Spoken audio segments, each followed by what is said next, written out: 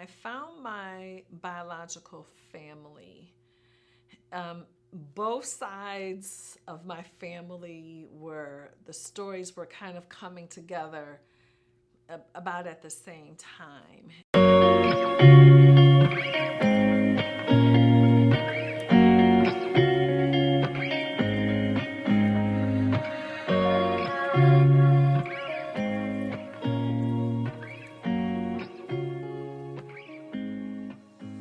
So took me forever to make the decision to find my biological family because I think, oh, I'm gonna do it. Then I'm like, no, I'm not gonna do it. I just kept oscillating back and forth.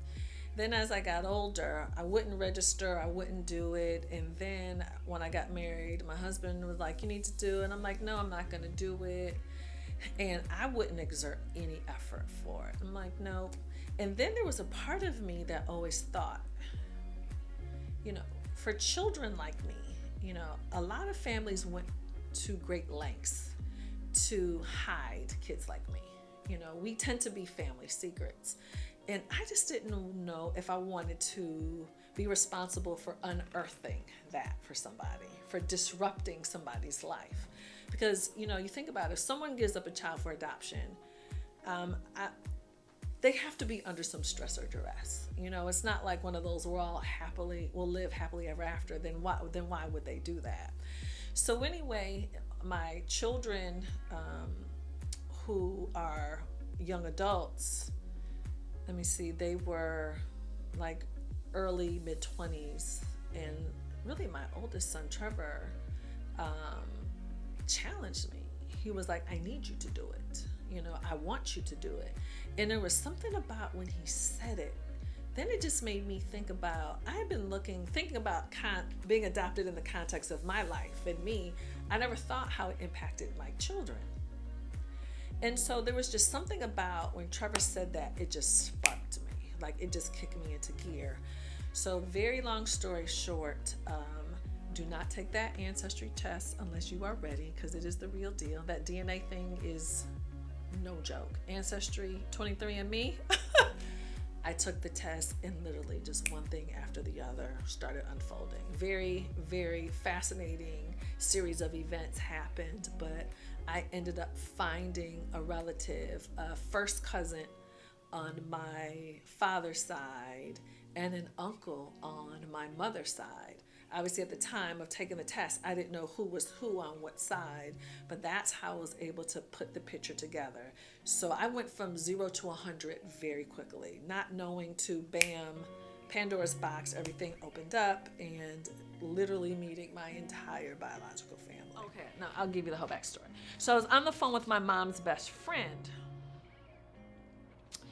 and then I was telling my mom's best friend how I had found this relative on Ancestry who it said it was either it was a close relative, meaning it could be a first cousin or closer.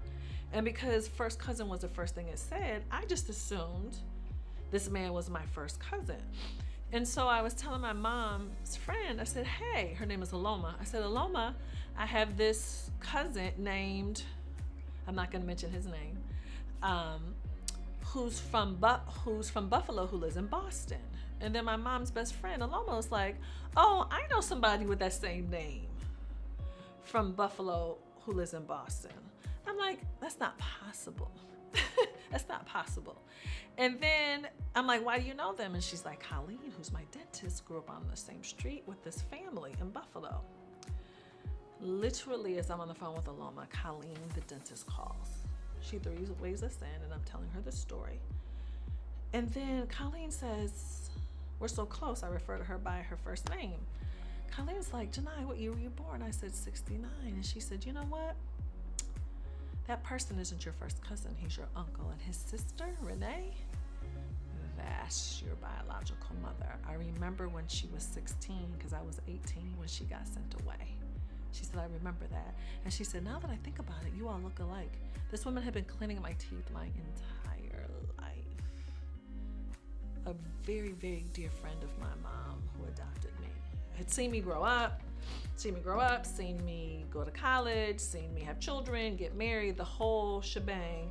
the entire time she knew my biological mother's side of the family the whole time. Insane.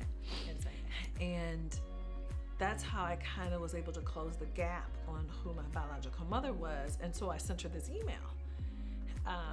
My dentist told me where she worked, so I sent her this email with a couple of pictures of me, and in the subject line I said, I think we might be related. And I gave her my cell phone, but I didn't leave her my last name because I didn't want her Googling me. So I just, Janai, Jini. And I had just gotten this new iPhone, and I'm horrible with technology.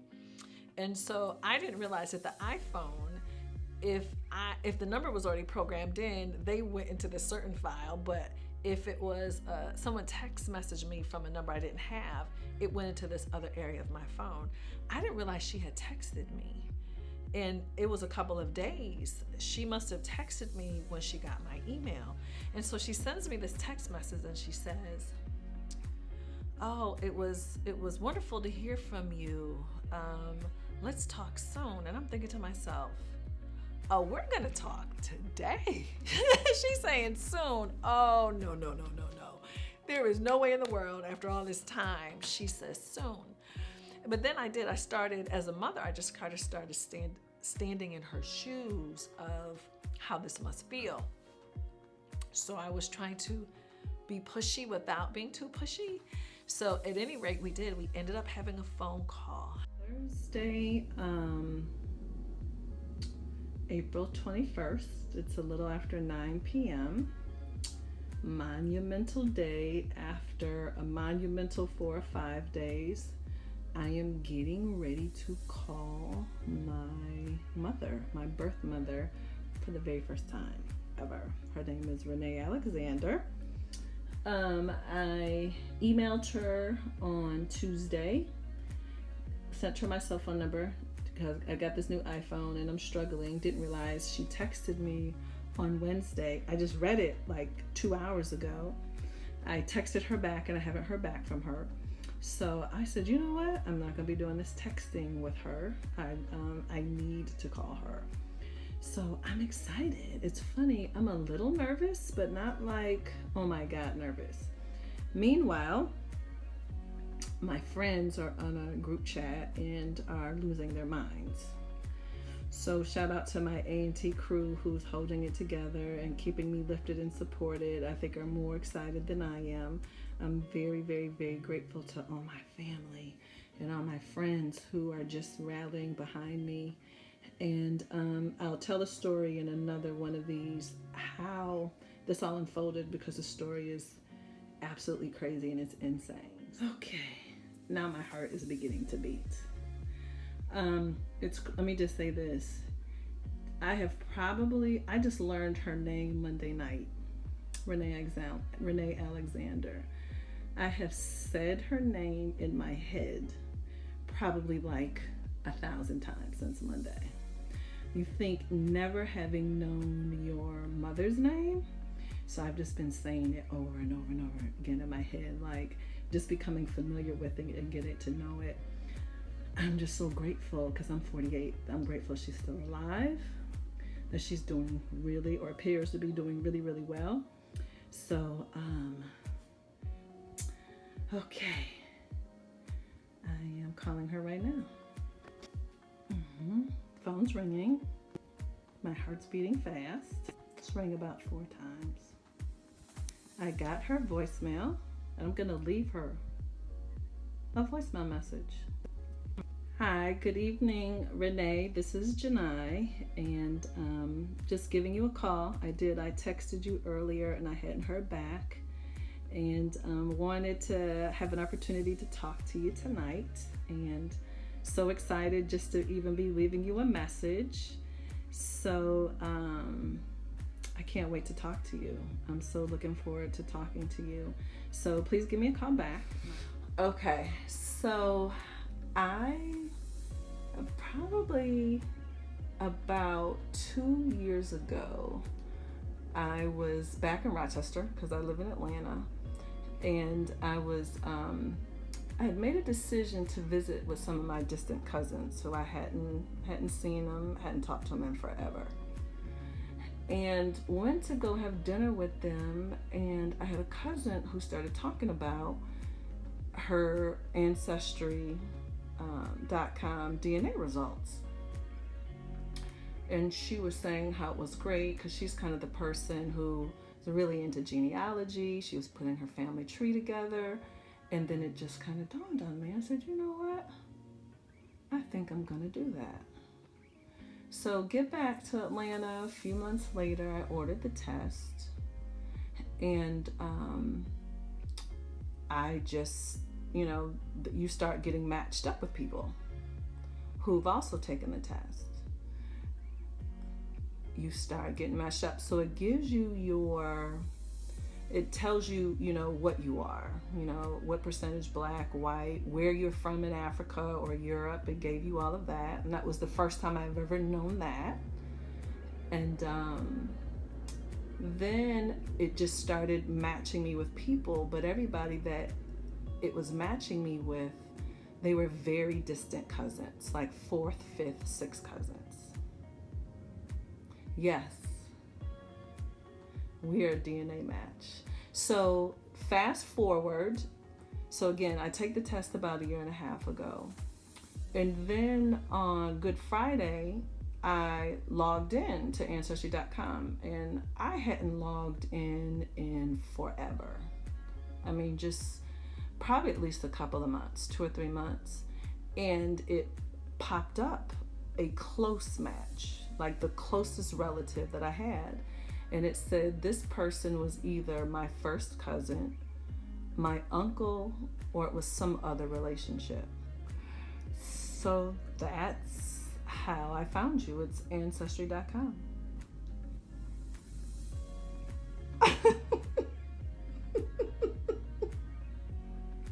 We ended up having a phone call, and I could tell she was very cautious, because I'm sure she was wondering, how's this gonna go? Is this girl pissed? Is she good? Was her life amazing? How did this go? So she was very, very cautious, very arm's length. And so it was a little weird because in my head, I hadn't seen it really kind of playing out like this. In my head, I'd kind of seen something else. So, that was my lesson on just being open versus having a story and trying to line up my stories. So anyway, it's funny on our first conversation, and then I'm just like, well, of course, hey, we got to get to it. Who's my father? And she said, and I quote, let's put a pin in it.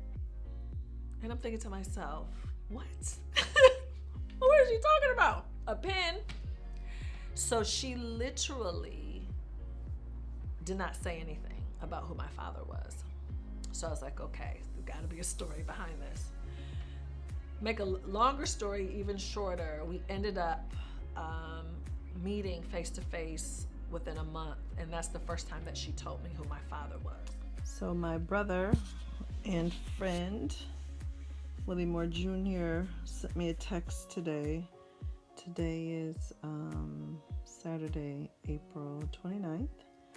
He sent me a text earlier today and made a suggestion that I begin to chronicle my journey to meeting my biological mother, Renee Alexander, tomorrow. So I was like, wow, that's a great idea. So it is, again, Saturday, April 29th. I'm in Rochester. I'm at the Cummings residence, Audrey's house, here by myself. It's about, let me see, what time is it? About 1:53 a.m. So tomorrow, David and I make the journey to Ithaca, which is about, probably about an hour and 45 minutes from here to meet Renee. Renee is my biological mother, who I've talked to twice now. We've texted a few times, emailed a couple of times, but have never, ever met. I'm 48. And so yesterday I just found out that we were going to meet. We got confirmed yesterday. And I have a gazillion questions for her. Everything from what time was I born, who's my father, the obvious. Is she relieved that I've surfaced? Is she has some anxiety or stress about it? Who has she told that I have resurfaced? Where do we go from here? What's the story? Like, what happened? Is this something that's private and confidential? Is this something that we can kind of publicly talk about? Did she tell her mother, who's still alive? My grandmother's still alive. What did she know where I was? Did she know my mother, Beverly? I've never in a million years considered that, thinking that was even a possibility until all of these very interesting events of how I found out. Today's the day. I meet Renee Alexander today. The name that I have said a million times in my head, because now Renee's no longer this.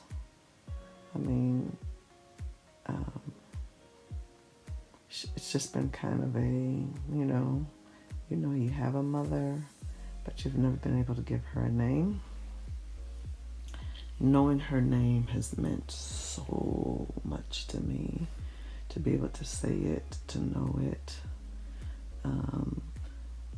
And quite honestly, if I would have only gotten her name, I can't tell you how big that's been. Meeting her is like super, super extra, but just knowing her name is so meaningful and powerful to me. Here we go. Sunday, April 30th, 6 I think in the morning, and getting ready for the journey today. I'm just kind of here for support. I want you, I'm trying to just enjoy this whole experience with you. I'm taking a back seat to it. Trying to, be there for however you need me or don't need me. So I'm kind of just going for the ride. I don't know how this thing is gonna go. Right. So, as far as things I think I would like for you to get some clarity on, is, kind of how the whole thing happened, maybe some clarity on your father, and just fill in some holes. Learn more about her family and your family. So that's what I would like, and I would like for it to turn into something positive. So I really don't have a lot of questions. I just want to hope that your holes kind of get kind of closed. The things that you want to know. So are you kind of shocked by all this, how all this has unfolded? It did happen a lot quicker and almost easier than I thought. It's been a whole lot easier. Yeah, it just like shockingly easy. Shockingly easy, like bam. It's, oh, it's your uncle, it's your, Right. How it all just came together. It almost seems, like destiny. Like, the whole, what was more interesting to me was how quickly all the connections, you make a phone call to Aloma. Right. Colleen, and bam, bam, bam, bam, bam. Right. Like in a matter of... I'm on the phone with Aloma and Colleen calls. Yeah. Right. Crazy. In a matter of, from one phone call, a matter of 20, 30 minutes, we're looking at a picture of who we believe is your mother, and right. It is your mother. Mystery solved. Yeah, right. Like bam. So, after all these years, it just seemed like, dang, we could have known this 20 years if it was, this easy. Right. Like you, I think I'm just focused on today and not like what happens after today. Mm-hmm. Just really I'm just shocked today is happening. Mm-hmm. So I'm not trying to focus on where we go after today. Mm-hmm. You know, do I want her to meet the kids? Of course. I would love for the kids to meet her and their family too, not just her. But it's interesting because Trevor's been focused on this. So it's funny that Cameron just called about Facebooking and checking her out because he just started. Where Trevor has been very inquisitive, asking questions, trying to figure some things out, and has even said how he wants to at least one time meet them. What I really appreciate about my husband David is how much he normalized it for me. It didn't become like the center of our life and what we had going on. He kept our life normal, and but he's real steady that way. I think my kids have had a really good time getting to know their cousins, and they have several cousins their age. They have had a good time getting to know their grandmother, my biological mother. They have their own relationship. I just appreciate the fact that my children are grown, and that was my thing. I'm not going to control who you have a relationship with, what your relationship is like. If you want to do it, you do it. If you don't want to, you don't have to. We don't have any obligation to anybody. So it's interesting to kind of see them grow and build their own relationships. Just about a month or so ago, one of our younger cousins, she's Erin, she's in the middle of my two sons, Trevor and Cameron. So I think she's like 27. She was celebrating her birthday with like 5 of her girlfriends away for the weekend, and my 2 kids went. And I'm thinking, why are these 2 boys going on a trip with 6 girls? But some of their cousins from Mississippi had come, you know, that they're close to. So just to see these kids, you know, have their own relationship and hang out, I mean, I love it. I love it. I love it. I love it. And, you know, they're having a good time. My grandmother is alive. And this is my maternal grandmother. So my mother, Renee, her mother, Cleo, is alive. And she's 98 now. And so this is the orchestrator of my adoption. Because you think my biological mother was only 16, 15 when she got pregnant, 16 when she had me. Clearly no 16-year-olds are making any decisions. So Cleo was the one who orchestrated my adoption, but to hear her tell a story just in vivid detail. And just to have an opportunity to meet her and have an opportunity, I think she had a chance to kind of reconcile. I think it gave her peace to know that she made the right decision. And she and I, we just have this very natural, beautiful rhythm, and we get along really, really well. And I think she has really gotten a kick out of not just having a chance to meet me. And she said it, she said, I just never thought that I'd live long enough to see my great-grandchildren. And she said, well, do you think I'll have great-great-grandchildren? You know, now she has all these other plans, but it's really cool. I probably talk to her at least 2 or 3 times a week. I hear from my father texts me every single day, literally every day. I don't care where I am in the world. I hear from my biological mother just about every day. We talk at least once a week. I talk to my dad probably at least once a week too. So it is, we have kind of gotten into this really natural, beautiful rhythm. And I just think as an adult, I was equipped and ready for it. I don't know how I would have done in my 20s with all of this, but at my age, definitely ready to go.